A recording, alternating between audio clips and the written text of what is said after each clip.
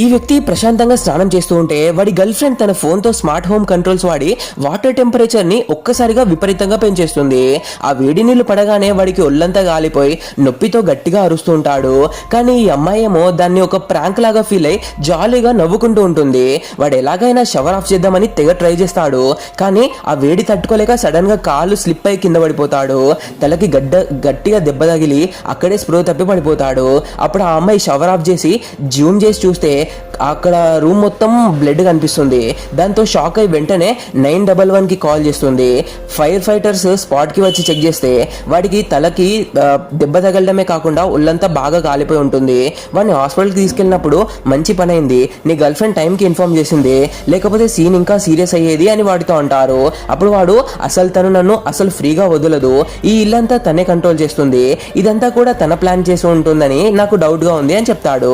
దాంతో అసలు మ్యాటర్ ఏంటో అర్థం చేసుకున్న పోలీసులు ఆ సైకో గర్ల్ ఫ్రెండ్ ని అరెస్ట్ చేసేస్తారు.